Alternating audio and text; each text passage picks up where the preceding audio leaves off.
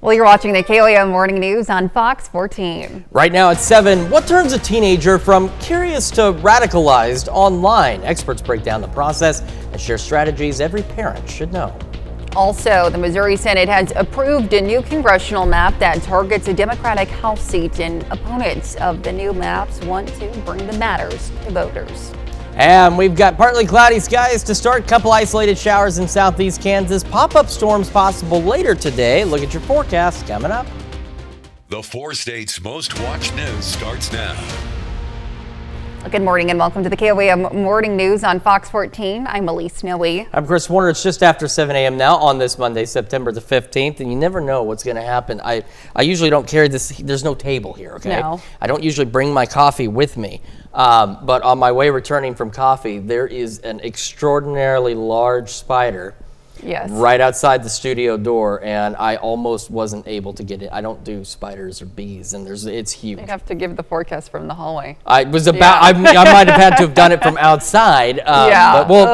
Yeah, you never know what your morning coffee is going to hold for you out there as well. Yes, well, switching gears on over, the 2 victims of Wednesday's shooting at a Colorado high school are still in the hospital. Officials believe the 16-year-old shooter was radicalized, but haven't said anything about a possible motive. Shalima Maharaj spoke with some experts about the line between regular internet exposure and when it turns troubling. It just takes one video, one concept, one idea that catches somebody's attention. Why? That's the big question that's been on everyone's minds since Wednesday. When a tragedy happens, we start putting all of these puzzle pieces together and we go, well, it's all right here. 9 News parenting expert Dr. Cheryl Ziegler is a mom to teens herself. She says there's a big difference between kids getting exposed to stories online and getting entrenched. However, they start talking about even, let's say, conspiracy theories. They start bringing up, just these sort of fringe ideas, and they're very interested in them, and they want to either talk about it or they want to debate or argue with you. That's really a sign to maybe start looking into what the content is that they are consuming online. I think one thing that's pretty problematic is that the plans and manifestos and personal statements of past perpetrators are available in some of these spaces. Clinical psychologist Dr. Rachel Nielsen says experts are seeing more radicalization in the years since COVID. And in Colorado, 9 News Investigates counted 13 school shootings in our state since the attack at Columbine High School 26 years ago. And so through hate forums and websites and rhetoric, kids can find things that appeal to some of their own personal grievances. She says parents shouldn't be afraid. We need to talk early and often Of having tough conversations with their kids. We're out of Pandora's box, right? So kids are going to be using the internet, so we need to teach them how to engage with it safely. Well, Dr. Nielsen says the most vulnerable people are those who feel isolated and alone. And they don't have a strong sense of identity. They also tend to be angrier and more resentful of others. So some things to keep an eye out for. I mean, the internet, when I was growing up, the internet wasn't, it was a thing, but it wasn't a thing. I'm in that generation. We're older than Google. And so we didn't have access to this stuff. I mean, there are other things that we had access to, but the internet's really changing that landscape for teenagers out there. And the weather, it's not really changing all that much yet, but we will get some pop-up storm chances. Let's start with that look outside, downtown Pittsburgh. Again, clouds off to the east. Actually had a few thunderstorms around the Springfield area earlier this morning. Those are gone. Speaking of, by the way, things that are gone, I want to thank Tim, our director, because that giant spider is now gone. And I don't know how I feel about leaving the studio through the regular way. I might find like a roof access, but I want to thank him for taking care of that problem because it would have been bad. MoDOT camera though, not bad. Looks pretty good. So here's some of those showers out there we've had across southeastern Kansas this morning. A lot of them beginning to fizzle out. We're going to put this loop in motion because I'm trying to determine this might be new shower activity, which is definitely a possibility, but not likely. But I mean, Mother Nature does her thing. Either way, these are still extremely isolated showers out there. Most of us will be dry. In fact, even with our pop-up storm chances this afternoon, most of us still dry. That window from about 3 to 7 this evening, and you can see how isolated these pop-up storms will be, and they won't be out there very long. And all of us, though, still getting an opportunity to be hot today. 66 in Joplin. We got 67 in Pittsburgh right now. Taking a look at the temperatures around the area. Still mid-upper 60s. Sedan, the warm spot right now at 72 degrees. Bear in mind, average low is about 60. So that's warm. That is warm for this time of year, to say the least. All right, here we go. Warm still, though. Mid-70s by 9, upper 80s by noon. Highs today, low 90s. Pop-up storms for at least some of us. Between, again, about 3 and 7. Winds expected to be calm or light and variable. Again, maybe a couple of light showers this morning in parts of southeast Kansas and northeastern Oklahoma. And we do have slightly better rain chances tomorrow. And then eventually the fall-like weather returns. Details on all of that here in just a few more minutes. Elise? All right, we'll see you soon, Chris. Thanks. Well, the Republican-controlled Senate in Missouri has approved a new congressional map that targets a Democratic House seat. Well, Friday's vote came 2 weeks after Governor Mike Kehoe unveiled the map and ordered a special legislative session to approve it. Missouri's Republicans hope to win 7 of the state's 8 congressional House seats in next year's midterm elections. They carved up a longtime Democratic Representative Emanuel Cleaver's district in Kansas City. Opponents of the new map want to bring the matter to voters with a special referendum. They have 90 days after the map is signed into law to collect signatures needed to force a statewide vote. And the White House's plans to push forward its aggressive agenda aimed at undocumented immigrants is spilling over into Chicago area streets, with opponents staging a 12-hour protest outside of an ICE processing center in one suburb, and with the fatal shooting of a motorist by an ICE officer in another suburb. Sherelle Hubbard has details on the immigration enforcement operations in Chicago. A 12-hour grassroots demonstration. It began at 8 a.m. outside of an ICE processing facility in Broadview, Illinois. The demonstration, put on by community members, activists, and faith leaders, has at times escalated quickly. The Chicago area has become a flashpoint in the Trump administration's efforts to detain and deport immigrants amidst the president's threats to deploy the National Guard to the city. This week, the Department of Homeland Security also announced Operation Midway Blitz, targeting undocumented immigrants in Illinois with criminal records. We'd love to go into Chicago and straighten it out. A person targeted during an Immigration and Customs Enforcement traffic stop in a Chicago suburb Friday morning was shot and killed by an officer, according to the Department of Homeland Security. I see a large police presence, military presence. I even saw a guy with a FBI jacket, and you only see those at the movies. In a statement, the department said one of the ICE officers was hit by the car and dragged a significant distance. Fearing for his own life, the officer fired his weapon. Some Chicagoans saying enforcement actions are fueling fear and tragic outcomes. While we are still uncovering the details of this particular incident, we know the increasingly aggressive tactics of ICE do not keep our communities safe. I'm Sherelle Hubbard reporting. The officer sustained severe injuries but is in stable condition, according to a Homeland Security official. Homeland Security officials say Operation Midway Blitz has led to the arrest of undocumented immigrants convicted of crimes, including assault and driving under the influence. And those are our top news stories this half hour. Coming up next, Lori Horton joins us in the studio with a pumpkin cream cheese muffin recipe. And later, a Vietnam airman's remains have finally returned home after more than 50 years. You're watching the KOAM Morning News on Fox 14. Time now, 7:08. We'll be right back, but first, here's a live look from Kellogg Lake Park in Carthage.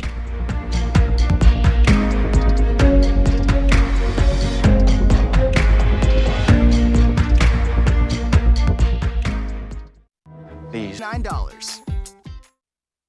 Welcome back. This morning, Lori Horton has been sharing with us her recipe for these delicious pumpkin cream cheese muffins. So we went and we made our muffin mix. So what's left to do, Lori? So we've got to make that cream cheese filling, which is really what is going to set these off. So we started out with very simply just that whole box of spice cake mix and then a full can of pumpkin puree, pure pumpkin. Again, not pumpkin pie mix. I cannot stress that enough. And that's the only 2 ingredients that are in this batter. And you can see it's a very thick batter. I can really hold that up. It's going to just drop off of my spatula that way. But you do want to make sure that you mix it really thoroughly, get all of that dry mix into that pumpkin and make it really nice and smooth. We're just going to set that aside for a second. And we've got a half a block of cream cheese in the little bowl here. This is softened, so just, room temperature. It's been out for an hour or so. I'm going to mix into that a half a can of sweetened condensed milk. And again, on our ingredients, really important, it's the sweetened condensed milk and not evaporated milk. Yes. Which is typically what you would mix in with pumpkin pie. So we're just going to get that whole, it's about a half a cup. So if you're doubling this recipe, which would make 2 dozen muffins, then you can just use a whole block of cream cheese and a whole can of sweetened condensed milk and make this a lot easier yet. But we're just doing a dozen with our single recipe. So I'm just going to take my whisk. You don't even have to get the mixer out for this if your cream cheese is nicely softened. Yeah, it's going to get there nicely. Yeah, it really just blends well. And of course, that's going to sweeten up that cream cheese a little bit, and it's just going to give it a really smooth texture. So once we've got that thoroughly mixed, I've got my heavy coffee cup here. This works so well for soft things like that. And I'm just going to put this into a piping bag. Now you could use like a freezer bag. Oh, sure. A gallon size or quart size freezer bag, of course, with this that. This is easy, a great tip. It's free, really. It really is. And nothing in the bottom, because we're just going to clip the end off of that, so nothing to wash. You can just drop that in there, and then when you're done, throw it away. Super easy. Very, very nice. So the easiest way to do this, really, so you get a good distribution of that cream cheese, is I'm going to put about a half a scoop into my little papers here. And this may look a little odd because I actually sprayed the inside of the paper cups. But with a really dense muffin batter like this, you do lose a little bit in the bottom if you don't spray them. So make sure you just pop a little bit of your baking spray in there. And then, like I said, about a half a scoop. And we're just going to then take our cream cheese. Like I said, clip the end off of that. I'm going to squirt a little bit into each one. You actually want a pretty good amount, because again, this is like exactly enough for 12. So it looks like a lot, but it is the perfect amount. So we're just going to drop that in there, put another half a scoop, and then I'm going to put another little dollop on top of each one. And when we come back, I'm going to give you a little finishing touch, because you guys know I never leave well enough alone. And then we will cut one of these open and see how yummy they are. All right, sounds like a plan, Lori. Thanks. We'll be right back.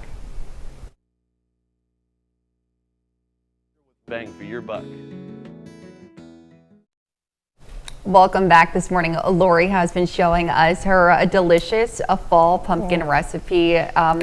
We have done a lot of work already, and these look great. It smells great in here. I'm like getting hit with all the cinnamon and pumpkin spices. And they're it's so not delicious. even baking yet. That's the beauty of it. Those pumpkin pie spices are all in that spice cake mix, so it just comes through. You cannot avoid it. It's so good.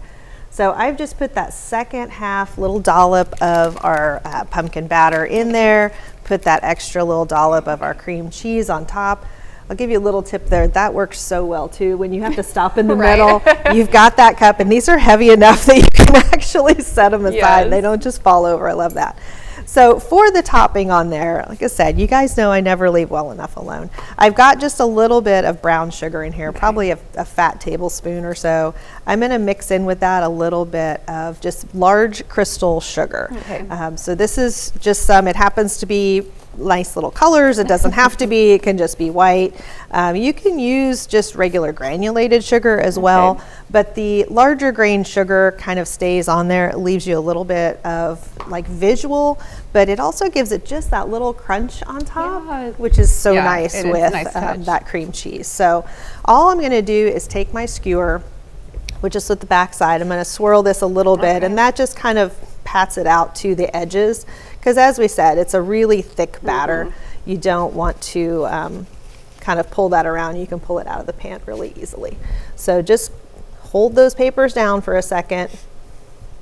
Tuck that cream cheese into that pumpkin a little bit.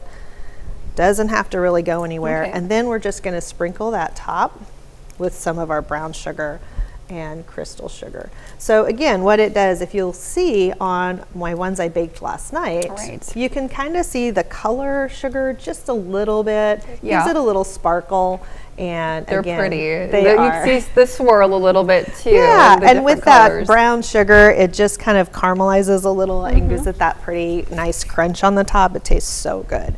And when you get to the point with these, now these I didn't add a lot of extra to the middle. I kept my cream cheese mostly to the top. But when you cut into them, you really see that separation between, and this is such a nice soft. It looks great. I'm going to fight with the camera here for a second so you guys can see it. But it's a really nice dense, it's so moist, so good. And then you just have that really creamy, crunchy texture on top. It's a perfect combination. And with the muffin size pan, what I did here, just to give you guys an example, because with the larger ones, we've talked before about thrifting pans to kind of gift your items. It makes it so nice, and there are so many out there very inexpensive. This is just a little teacup and saucer. Perfect size to drop that muffin into. You could add a couple of chamomile tea packs on the side, or maybe your favorite espresso mix, whatever. And it's just a perfect little something to go and gift to a neighbor, maybe just somebody that you're thinking about. You know, a little kindness in the world today will go a long way. So I really invite you guys to try these. As I said, 4 ingredients, makes a dozen, double it up. Take them around the neighborhood and make some friends. Absolutely. Well, Lori, as always, thanks so much for being with us this morning. Happy to have you. We'll be right back.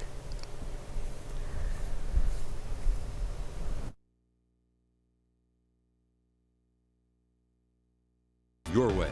Stay ahead with KOAM Plus.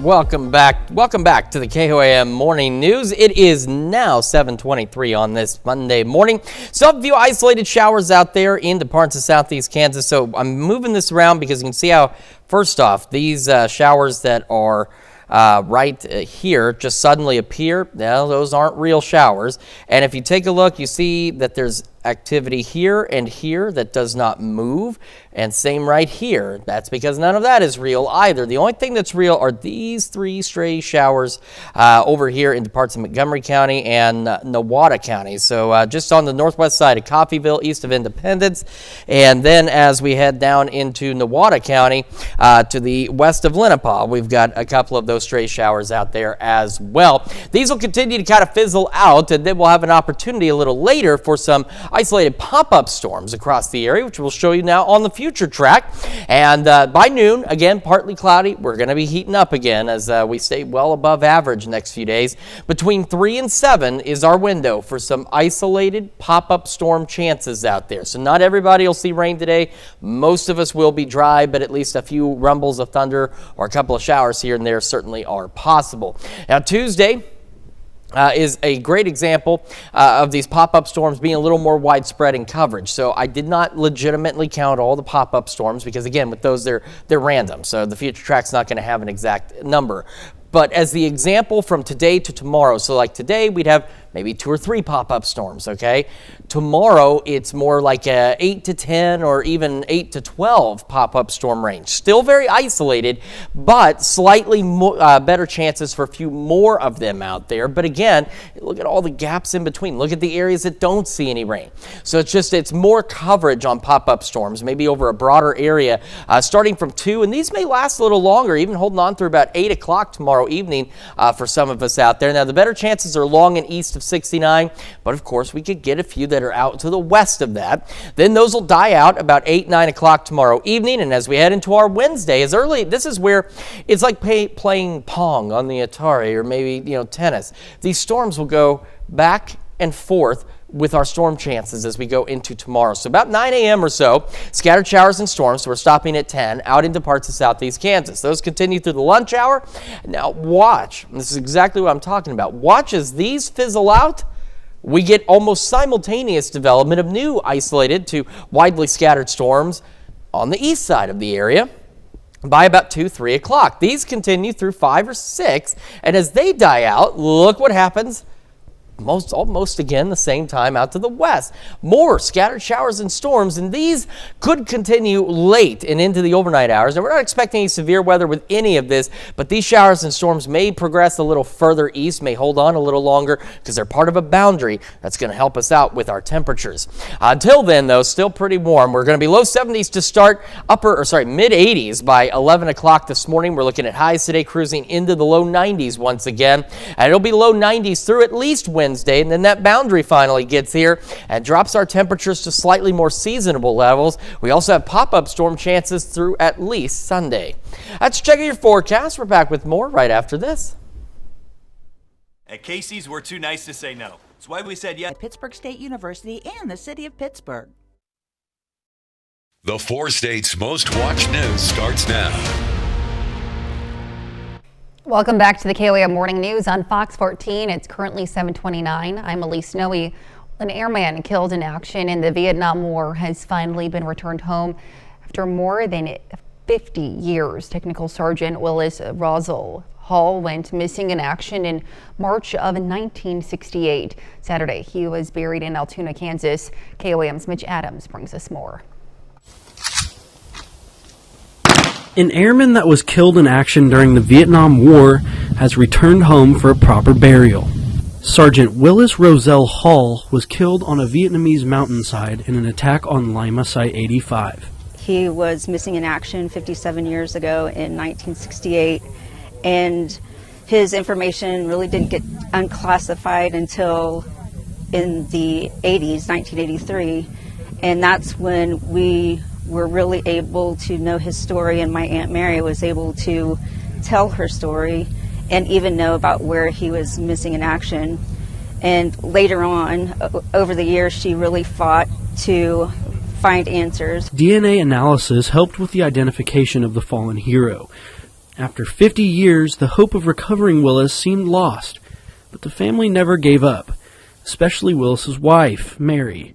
She passed away before getting to see her husband's return. Even though she passed away, she knew someday he would be found, and next to her, on her gravestone, his name is there, and he finally gets to be buried next to her.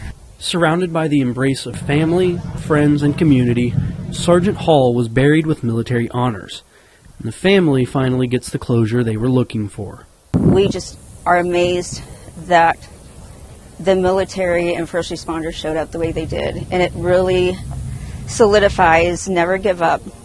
We live in an amazing country. This should give us hope about the United States of America and the country we live in, and it just brings honor back to my Uncle Willis. Reporting in Wilson County, Kansas, Mitch Adams, KOAM News. Now, according to the DPAA, Hall's name is inscribed on the Vietnam Veterans Memorial Wall in Washington, D.C., along with the other fallen soldiers from this attack. The annual Walk to End Alzheimer's took place in Joplin over the weekend at Mercy Park, with 200 people participating to help raise awareness and provide support to families impacted by the disease. And the oldest town in Jasper County celebrated this weekend. And Chief Sarcoxy Days brings the community together for family-friendly fun. The event included a parade along with vendors filling the town and live music. And Prairie Day was also held this weekend at the George Washington Carver National Monument. The event included performances from Lem Shepherd and the Pickers Post Band. With more than 31 activities, kids could also get a Junior Rangers badge by learning about these activities based around the 1870s America. Guided tours of the birthplace took place throughout the day as well. And the second annual Hispanic Music Festival kicked off at the Bicknell Center in Pittsburgh with the salsa band named Sun Trumbo out of Wichita. The month-long celebration will have music all throughout September and October. Organizer Isaac Hernandez said Sun Trumbo is known for high-powered performances of Latin music. Let's take it on over now to Chris for another look at today's forecast. We're going to start with our live look outside downtown Pittsburgh. You can see we've got those clouds out there.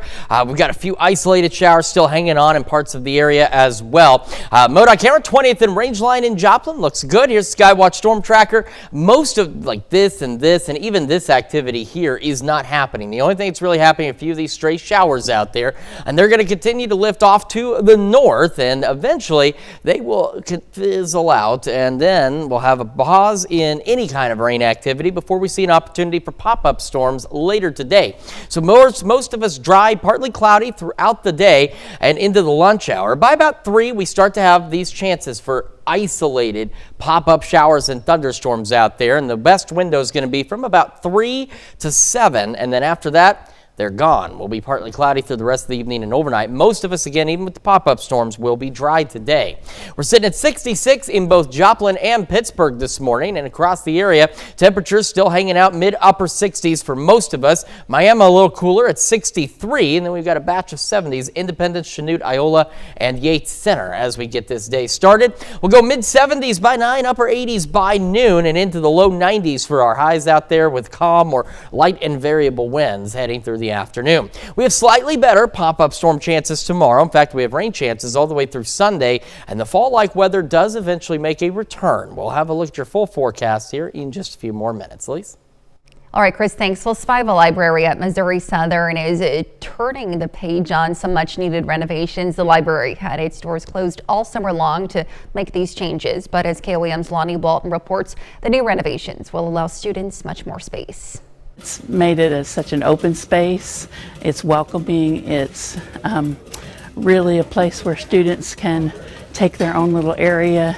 Patty DeArma is a library administration assistant for Missouri Southern. She says the library finally got some long-awaited renovations after it was shut down all summer. She says things look a little better than before. The old one was welcoming, but it was very packed and busy. Packed and busy is exactly what Library Director James Capacci wanted to put a stop to. We're standing now, we used to have a lot of more shelving with our bound periodicals, but we moved that collection upstairs. So one goal was to make the library more spacious for students. And with the online presence that we have as well, we didn't need all of the things that we used to have in the library. Capacci says the last renovation to the library was between 2000 and 2001. When the renovation project started earlier this summer, the carpet was 24 years old and was worn and starting to tear in many places. He also said the building also needed some new paint, but some things stayed the same. This mural behind me is of George A. Spiva. The library is named after him. He was a Joplin philanthropist. Both Capacci and DeArma says this is a place where students will thrive. With the new paint job, the new flooring, it looks modern, it looks updated. Also, it's more spacious. Hopefully students will love the new upgrades just as much. Reporting in Joplin, I'm Lonnie Walton, KOAM News. And that's a look at our top news stories this half hour. Coming up, we're going to take a look at how socializing is changing for younger Americans. Time now, 7:36. We'll be right back. But first, here's a live look from Kellogg Lake Park in Carthage.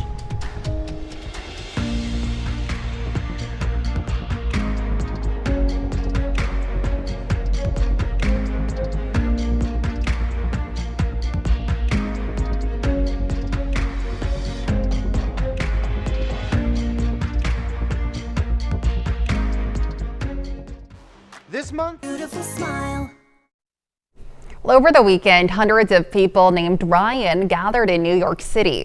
Hey, we're attempting to break a world record for most Ryans in one location. Where's my youngest when I need him? The event, dubbed Ryantoberfest, took place in towards Crown Union Square. Dozens of Ryans donning Ryan-themed, I say this name all the time, well, Ryan-themed t-shirts and celebrating by toasting beers can be seen there. So, okay, my Ryan, I don't think could be toasting beers, but, you know, I'm sure he'd still like to celebrate for sure, you know. I like they have like the Price is Right name tags, too. That's pretty cool. Well, Michigan Zoo has a brand new baby hippo. The endangered pygmy hippo was born at the John Ball Zoo last week in Grand Rapids. As we celebrate the arrival, the zoo hosted a gender reveal, and the dad, Jahari, bit into a watermelon, revealing blue jello and blueberries. Yes, that's right. It's a boy. Both calf and a first-time mom, Penelope, are doing well. This is the fourth pygmy hippo born in a U.S. zoo in the last year, and the first one at the John Ball Zoo. Fewer than 2,500 1,500 are left in the wild. Now hold on, that lady was not a pygmy hippo. Was not. No. She was just spraying a can. That doesn't count. The hippo counts. Yes.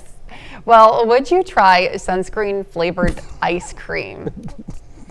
You might get the chance, I guess. The Van Leeuwen Ice Cream and Carnival Cruise Line have teamed up for an unusual collaboration celebrating the end of summer. They created a sunscreen ice cream for a marketing campaign. Ingredients in the ice cream include coconut cream, cocoa butter, vanilla extract, and sea salt. People magazine staffers tried it and said it was, quote, surprisingly delicious. So I mean, sometimes sunscreen kind of has a little like a banana-y kind of. I guess so, but I mean, this is about as good as the what was it, the breast milk flavored ice cream they came out with? Wasn't it ice cream? I tried really hard to forget about that. that. I mean, come on. All right, well, whatever. Well, the winner has been decided at the Nashville Fair. In the annual Giant Pumpkin Weigh-Off. John Monin, who traveled from Kentucky for the fair, took the top spot with a pumpkin that weighed 1,598 pounds. Now, the fair also includes a watermelon, my favorite thing, way off. The winner there was Freddie Burcham with a watermelon with, my goodness, 218 pounds. I'd want one of those. I'd love watermelon. Yeah, it's a great delicious summer treat. It's great really any time of the year. So, and a big one like that could last at least 2 or 3 days. It's certainly so. Well, we'll be right back with more news and weather.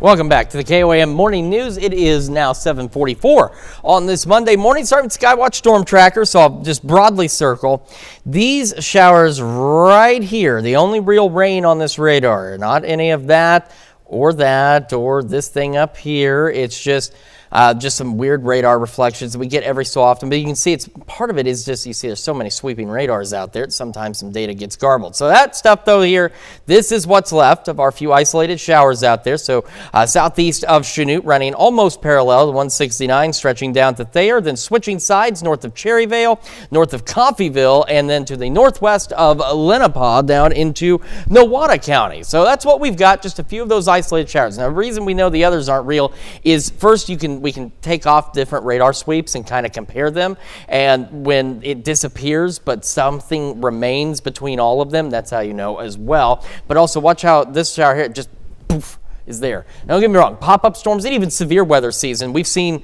supercells take off very quickly, but that is not the case this morning. These showers will continue to wind down as we head through the morning.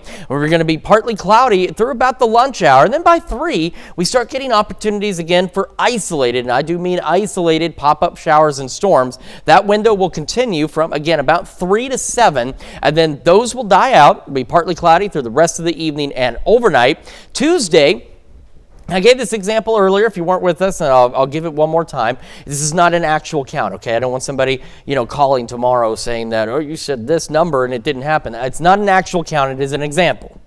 We're going to get, like 2 to 4 pop-up storms today, whereas tomorrow we have an opportunity for like 8 to 12 pop-up storms. So it still leaves a lot of us dry, but you can see the coverage is more vast. Instead of 1 or 4 out there, we're looking at a few more opportunities. Now remember, with pop-up storms in their nature, it's not a guarantee they're going to be right exactly where you're seeing them, but the better chances through most of the day tomorrow is going to be along and east of the 69 corridor. Could some develop west of that? They certainly could, but as you can see on future track, it believes the better area for pop-up storms will be the eastern half of the region. And these ones last a little later, through maybe 8, 9 o'clock tomorrow evening, and then they're gone. Now Wednesday, it turns into a tennis match or a good old game of Pong on the Atari with storms. 9 a.m., we're going to stop at 10. Scattered showers and storms develop in southeast Kansas. These last through about the lunch hour. As they die out, they kick over some storms over here. It's almost like playing tennis. These develop. These will be east of 69. They will last through the early evening hours, and as they die out, look what rolls into the west. By 9 o'clock, we have additional scattered showers and storms. So we are looking at maybe, we're going to keep an eye on it, maybe a better chance of showers and storms very late Wednesday into early Thursday morning across the area, with a boundary that's going to push through and help bring our temperatures back where they should be. This morning, though, partly cloudy, low 70s to start, mid 80s by 11 o'clock this morning. Our highs still above average, low 90s. We'll have these rain chances today through at least Sunday. And then, like I said, Wednesday night into Thursday, that boundary gets here and finally puts our temperatures back down to at least a much more reasonable level in the low to mid 80s. Let's check your forecast. We will be back with more right after this. The wind is on. Well, going out and socializing looks different. Ooh, there we go. Going out I've done that. and socializing looks different for younger Americans. But not to the David Bowie style. Fox News correspondent CB Cotton has more on a growing trend called soft clubbing. Is not a nightclub. GJ Harley Wave is pumping up partiers at a daytime coffee clubbing event in Chicago. Events like these are popping up all over the country as Gen Z shifts away from alcohol-centered events, opting instead for quieter partying, known as soft clubbing. We try to make it look like a party. We're trying to shift from sort of nightlife into day life. There are so many opportunities to connect with people that aren't just drinking. Hannah Air co-founded Savannah Ice Tub Club, hosting events featuring an hour-long yoga class, followed by an ice tub plunge and sauna session. The concept born from a desire to connect with people in a healthy, mindful way. Offering a space for people to be able to show up, to be able to meet new people that are like-minded. And it just grew into sort of this larger thing that's a part of this larger trend towards sobriety and wellness. Air says the roughly 100 to 150 brave participants get a lot of health benefits from dipping in ice baths, especially if you can submerge yourself in the icy waters for 2.5 minutes. It's good for your inflammation, it's good for your circulation. The ones that I have seen personally that keep me coming back have been all mental health benefits. Prioritizing mental health, better sleep, and physical fitness. Data shows 61% of Gen Zers want to drink less, indicating it's a deeper cultural shift, not just a sober curious trend. It's nice to get to see more and more opportunities for connection beyond drinking or being at the bar. Highlighting this is event ticketing site Eventbrite, which has seen a 92% increase in sober gatherings, redefining the traditional night out with a fusion of wellness, music, and authentic community connections. In New York, CB Cotton, Fox News. I'm getting too old for these trends. It's definitely interesting. Just new experiences and trying new things. Yeah. I mean, locking yourself in a beer barrel on the beach for a couple hours. I mean, whatever. I'm not. Look, I'm too old for this business. I can't keep up with the trends anymore. I mean, whatever. Okay. Well, if that's how you relax or whatever, do whatever you do to relax you. And sometimes for some of us, that soft rumble of thunder at night is actually kind of relaxing. As long as it's not severe, that's kind of soothing too. And we might get an opportunity for that. We do have a few isolated showers remaining in the parts of southeast Kansas. Most of what's on this radar is actually not even happening at this point. What we do have is these little guys right through here. That's it. And those will continue to move on out of here and then leave us partly cloudy. We're going to heat up again today. And then starting about 3, from 3 to 7, we will have another window today for some isolated pop-up storm chances. Well, you can see they're very isolated. Most of us will remain dry. We'll be partly cloudy through the evening, overnight, and into Tuesday. And then by Tuesday afternoon, maybe a little earlier, 1, 2 o'clock tomorrow afternoon, a few more pop-up storms. Like the analogy I gave earlier, like today we get 4, but tomorrow we could get 10 pop-up storms. That's not an exact count, but it's just there's going to be a few more of them, better chances along and east of the 69 corridor, and they may last a little later, through maybe 8 or 9 before they fizzle out. And then we'll kind of play, again, ping pong with some scattered storms Wednesday morning through the lunch hour in Kansas. Then it shifts to the Missouri side by 2, and then by about 6, those fizzle out, and we could get a few scattered showers and storms overnight into Thursday morning with an approaching boundary that will help bring our temperatures back to normal. We'll talk more about that and have your wake up recap right after this. Built to Rock, Born to Roll continues Fridays from 6. 2-hour season finale 1% Club, Tuesday on Fox. This is your Wake Up Recap for September 15th. The top stories to start your day. 2 weeks after Missouri Governor Mike Kehoe unveiled new congressional maps, the Republican-controlled Senate gives approval. The redistricting targets a Democratic seat and could reshape Missouri's delegation. Missouri's Republicans hope to win 7 of the state's 8 congressional House seats in next year's midterm elections. voters may get the chance to overturn the maps through a referendum. And immigration enforcement turns violent in Chicago suburbs as Operation Midway Blitz targets undocumented immigrants.